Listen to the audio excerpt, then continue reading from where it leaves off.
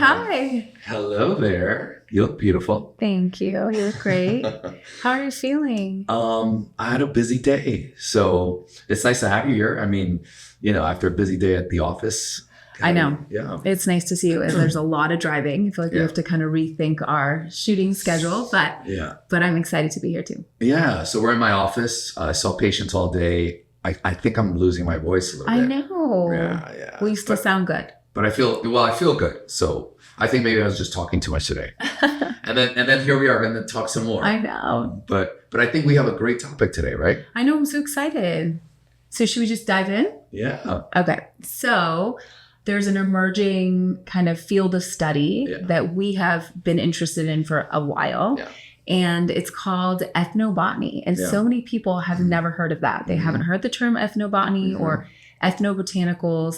So I would love to hear from you what that is and how you became an expert in ethnobotanicals. Yeah, thank you. Well, I agree. It's funny when I bring it up, people are like, what is that? And then they can't even pronounce it. And it's true because it's actually not that new. But I think more and more people are learning and hearing about it. But ethnobotany basically is the study of how different cultures use plants that are native to their geography and their country and their land. And it's fascinating because, it turns out there's such a huge, long history of how different cultures from around the world use very specific plants for all of these incredible ways and functions. And it's one of the things that we've done that we've really become interested in. Yeah. And I think with everything that's going on, right? Like everything makes you sick. There's so many toxic things and things that we thought were safe. So I know personally my interest in these very active and effective plants is for beauty. I mean, obviously for supplements and medicine, of course, but that there are clinical studies that show that it really helps reverse signs of aging, prevent signs of aging. And I'm fascinated by that. And I think a lot of other people are too. Yeah. And what's fun for me is you asked earlier how I became like an expert in this. And it turns out it's kind of interesting because it was unexpected. And then now looking back, I'm like, wow, this really does kind of tie all of my interests together. So it really started in college. So I went to Cornell University, and it's a private school. But it has multiple colleges, like a lot of the major universities. So there's a college of, for example, of industrial and labor relations, and there's a college of human ecology, they call it. And then there's the engineering and the architecture. So all the different kind of subspecialties, right? Yes. So most students who are pre-med would enroll in arts and sciences. So the College of Arts and Sciences. Okay. And that's like kind of the typical path for a Cornell student. And when I got in and I was kind of looking at tuition, it turns out the arts and sciences tuition was pretty high. So I had to have this conversation with my parents and okay, this school is going to be pretty expensive. So I tried to find a way to make it more affordable. It turns out there's a loophole at Cornell. So when Cornell was founded in the 1800s, they really were trying to make New York a major agricultural producer. Okay. Right? So New York is a source of a lot of agriculture. And so the state made a deal with Cornell and said, we'll provide you with funding every year if you make a school and get your bright students to study agriculture so they can become leaders in the field of agriculture. So they created a College of Agriculture and Life Sciences. Okay. And it turns out if you enroll in that college, your tuition is half. Oh my goodness. And how did you figure that out? You're so smart. I was a crazy nerd. So I was like researching all these things. That's great. Yeah, so it was great. So it worked out. So, and it's the same. I actually didn't know that. I knew that you went to the College of Agriculture. Like I know your story. So you didn't know this part? But I didn't know it was like financial. That's awesome. Yeah. So it was half the tuition and it's the same exact courses. So all the parents out there whose children are applying to colleges, take note. There may be a random school in your college that you can apply to for half the amount. It was like a hack, right? People would call it a hack. So it was a hack. And was there even Google back then? No. Like, how did you figure that out? I love that. I love Ursula will often ask me, like, how did you even think of this stuff? I was that crazy kid. But yeah, so I found this and I was like, wait a second. I take the same exact classes and do the same exact major, but I pay half the tuition. This sounds great. Wow. Now, the only requirement was that if you did enroll in this college, in addition to the pre-med courses, you also had to take courses in agriculture. Okay. But I was fine with that. They were actually great. So I ended up taking these amazing courses where I learned about agriculture. That included a lot of biology about plants, which is great because I was a biology major, so I loved it. And then I learned a little bit about food science, which was great because my family's in the food business. Okay. So that was fun for me. I actually got to visit manufacturing plants where they make food and farms and learn how that's done. So it was part of my major, where I learned about this. And one of the things that really struck me was they went into the history of like how plants were used, and I learned a tremendous amount. Plants, since the beginning of time, people use plants to, not only for medicinal purposes, which is what we sometimes think about, but also for shelter.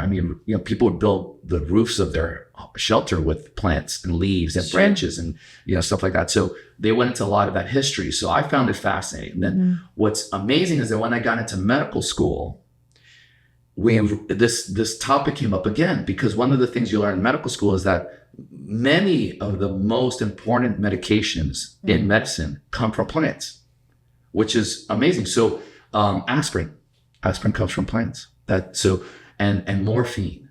And I remember statistics. Like opioids, right? Exactly. All of that originally derived from plants. So learning. So crazy. Yeah. So wait, so do all medications come from plants? Not all medications. Are they are they derivatives? Because obviously there's other things like that you make in a lab and things are changed. Right. Exactly. So that's how they discover these new medications. They take something that exists naturally in nature. They see its properties. And then through modern techniques of chemistry, they can manipulate certain chemical structures of it, and then either strengthen that effect, modify the effect, and that's how. And by experimenting and modifying things, they can make certain drugs stronger or less strong. But is that always like you have to start with a plant? No, right? I don't think so. No. Okay, but a lot of them are plants. That's a lot of the major medications we use today. So when I was in medical school, I'm like, oh my God, I learned about a lot of this stuff from my classes in agricultural life sciences. It was actually really cool. So it's been years and years in the making. So you trained at Cornell in this field, and then again, it came up again in medical school, and then in your skincare business. So that's great. So that it's been, your expertise has been decades in the making. Yeah. And it was great because then when we became interested in the skincare industry, it was like this perfect marriage of like all of this, well, not only our marriage, but also the marriage of this knowledge that like I started learning in college. And what's funny is I remember back then I would like take these classes. I'm like, okay, I'm never going to use this. It's never going to come up, but it's interesting. Yeah. A small digression. So one of the most popular classes at Cornell is a class called mushrooms. Oh, wow. It's huge. And anyone listening who went to Cornell would know this. And it's a fascinating class that talks all about the ethnobotany of mushrooms and how big of an impact the use of mushrooms had on indigenous people from different countries, and particularly the Native Americans of North America. And so why were people so interested in this class? Because it's like the commercial use of like drug mushrooms? Well, so the teacher was incredibly charismatic. Okay. He was an incredible speaker and presenter, so that was part of it. Was he a hippie? He was probably a hippie. From Berkeley? So he was incredibly charismatic, but then the topic was so fascinating because we learned about how this, mushroom is not a plant technically. It's a fungus. Right. But the similarities are there, that it's something from nature that by itself really doesn't have much power. But when it's processed and extracted properly, you can get incredibly powerful ingredients out of it. And there's so many different types of mushrooms, right? Tons. And a lot of those extracts, I think, are now being used in beauty. And then I feel like every few years, it kind of makes a resurgence and tries to replace coffee. Have you ever tried like mushroom coffee? Yes. So it's really popular again. It was, right. I feel like, I don't know, 5-10 years ago. Yeah. And then I didn't hear about it, but now it's popular again. Yeah. And I think I've heard some uses in skincare too. Yeah. So I think this is why this field is really becoming more important, because people are starting to really make the connection that like, wow, there are a lot of powerful ingredients in plants that we have been overlooking for a long time. Yeah. Well, and I think too, like as a woman, as a mom, as I've gotten older, as we've had children, I don't know, I think I'm more earthy. Like I want a connection to the earth. I care more about it and taking care of it for our children and their children. And I don't know, there's just like this feeling of wanting to have more natural things, but wanting them to work. Right. So I know for me, I'm fascinated with the Amazon forest. Yeah. And my father's Peruvian, and I grew up hearing all these things in the Amazon that were, amazing. And when we started making the skincare and we're asking my dad, like, what did you guys use? What was grandma always talking about? And, cat's claw bark came up, and I was fascinated by the stories, but then to look it up and find all the clinicals that supported it, right. and that it came from the Amazon. And it was so funny because my dad was like, it's great for everything. It brightens the skin, it helps wrinkles, it cures cancer. And I'm like, oh my God, Dad, it does not cure cancer. Yet lo and behold, all of these studies are coming out that it's great for arthritis and that there are anti-cancer drugs being developed from it. Well, it's great that you mentioned cat's claw bark, because the story of cat's claw bark is fascinating, right? And we've talked about this. So turns out cat's claw bark, I heard about it too as a kid. So my parents are from the Caribbean, and uña de gato is what it's referred to in Spanish, which literally is the cat's claw. So I heard about this as a kid. And then when we were developing and looking into ingredients, this came up, and we were basically inspired by asking our family. Yeah. And when you look into the history of it, it's incredible, because cat's claw bark has been used for centuries, and it's native to Peru. Yes. Right. So the native indigenous people of Peru used it for centuries. And the what they would share is that it did all the things your dad would say, right? It would cure every ailment. Everything. Right. And that's what the indigenous people said. Mm-hmm. So again, scientists and people researching did hear this, and they did go and they did study cat's claw bark. So in the 60s, they sent groups to research this cat's claw bark to look into it and see, does it really work? Mm-hmm. And they did it. They got the cat's claw bark, and then they processed the cat's claw bark in the usual using the usual methods that they do in chemistry with their proper, their usual distillation processes and things like that. And so they did the typical type of extraction that they would do on any other ingredient. Mm-hmm. And what they found is that there were some active ingredients in cat's claw bark, but it wasn't anything groundbreaking. Okay. And so these claims, these amazing dramatic claims that the indigenous people made, were seen as kind of like, oh, it's just another old wives' tale, or like it's just folklore, blah, blah, blah. Yeah. But then what happened was in the 1990s, scientists went back and they said, let's look at this with fresh eyes, because now the field of ethnobotany was emerging. This is 1990s is when a lot of resources were being put into this. Mm-hmm. So they went back and they said, let's look at this with new eyes. And they said, you know what, let's do something different. Why don't we, instead of using our typical chemical methods, the typical chemistry process that we use for other ingredients, what if we replicate the way the indigenous people process cat's claw bark? So the way they did it was an incredibly involved, long process. Mm-hmm. They would boil it overnight. So for at least 12 hours, it'd be boiling. They didn't do that the first time they studied cat's claw bark. Yeah. When you're in a lab and it calls for boiling, you just boil it. Yeah, and I mean, lab hours, it's expensive. Right. So they're just like, okay, we have to boil it. All right, fine, boil. So they got the water boiling, boiled it, and kept doing their thing. Mm-hmm. But that's not how the indigenous people did it. They did a slow boil over the whole night. And then in the morning, they got the residue and processed it and treated it in all these ways. So these new scientists, they started trying to replicate that same process. Mm-hmm. And when they did, and they studied it, they discovered that there were these very powerful alkaloids in the cat's claw bark that showed incredible DNA activity. So much so that they've now developed this ingredient called CMed100 that has active research now by major pharmaceutical companies looking at it as an anti-tumor agent for cancer. That's incredible. So when I heard this, it blew my mind, because here's this thing that they knew about for 50, 60 years. And they thought like, oh, it's not that effective. But then when they copied the way that these indigenous people did it for hundreds of years, they extracted this incredibly powerful ingredient that shows incredible anti-tumor effects. It's unbelievable. So is that ethnobotanicals in a nutshell? Yeah, exactly. Okay. I mean, that if there's an example of ethnobotany, that's it. Another great example If I'm boring you, let me know. You know, I'm going to be honest. I have had a very long day, you know, my schedule, meetings, kids pickups, driving here. Yeah. So, you know, it's been a long day. Yeah. But yes. But can you tell I'm excited about it? I think you're so excited about it. And so sometimes I like zone out a little bit. So I don't know if people are zoning out about this because I love it too. Yeah. I feel like we kind of like nerd out over it. So I don't know if people think this is interesting, but I think it's interesting. And what else is out there? Like they found this up in the 60s and it wasn't that big of a deal. And then in the 90s, it was groundbreaking. And now, so like what else are we missing? Yeah. Or we don't know about yet? Well, that's a great question because when I heard this story, it reminded me of something that I kind of vaguely heard in medical school. And then I recently looked it up because of all of, looking into Cascal Park, and there's an incredible similar story. So in the 1800s, there was this doctor who was treating a patient with heart problems. And everything he was like, the medicine they were using back then were so archaic and not effective. So the patient, of course, was not getting better. So the family kept telling him, hey, why don't we try this? I think it was a tea. They said, why don't we give this tea? Our families use it. It cures illnesses. And the doctor kept poo-pooing it and saying, no, that's not going to work. But then the patient kept getting sick. The doctor ran out of things and said, fine, I'll try this thing you're talking about. Yeah. So he started giving it to the patient. And lo and behold, the patient got better. His heart improved.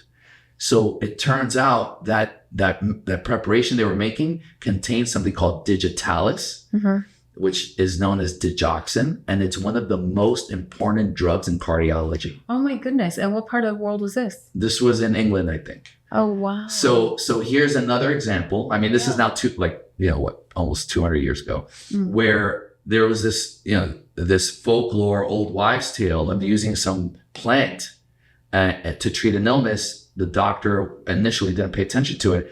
And then after using it in the way that they instructed, it actually did turn out to be something incredibly effective. That's amazing. Yeah. So these are all stories about ethnobotany. And I think we're going to hear more and more about stories like this. And we're seeing that a lot of these ingredients are actually having very powerful effects at the DNA level, which is, as you know, in skincare, a huge area of interest now.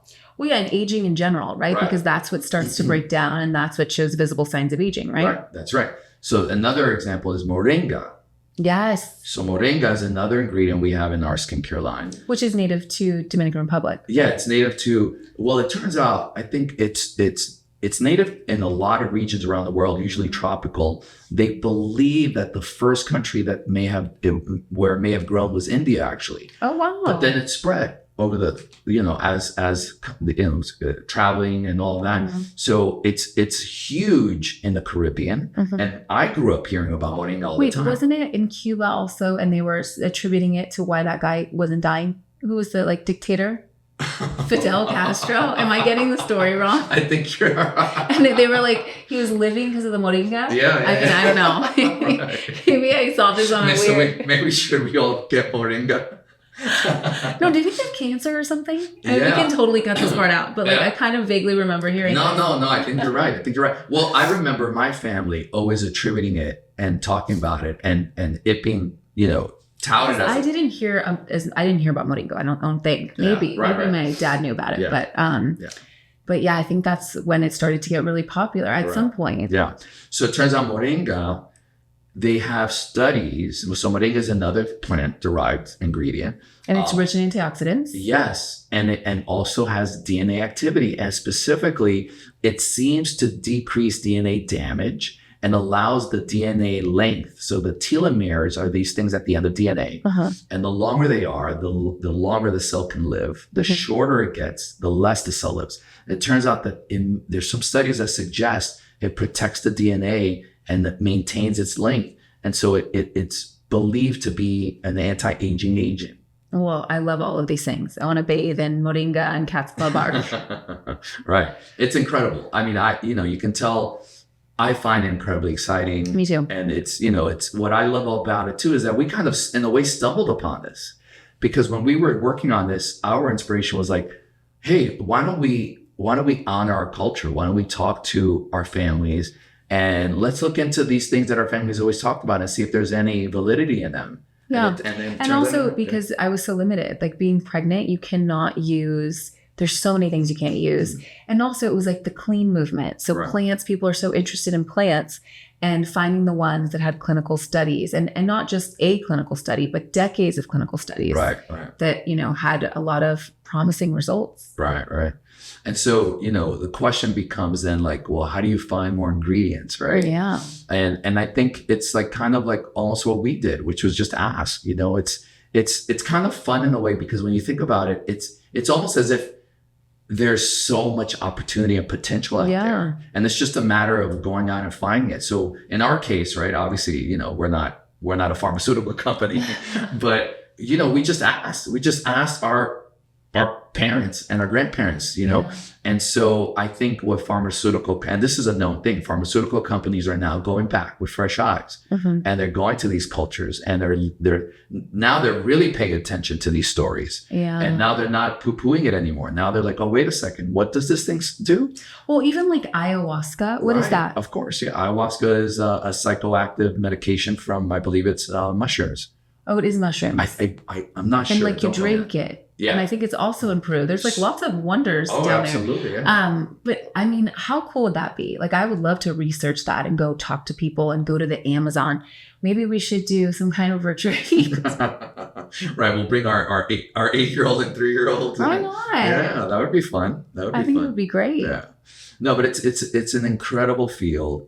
I feel like really privileged to like have this like kind of interesting, unique little background. And I'm so happy that I found the College of Agriculture and Life Sciences. Oh my gosh, I know. And I'm so happy that I found a Dominican doctor who is Ivy League educated, who shares my passion and wonder and appreciation for the Amazon and the Caribbean and all of these amazing plants. Yeah. So the bottom line is, you know, ethnobotany is, I think we have learned and we have found it's a huge emerging field, and there's so much potential that's coming from it.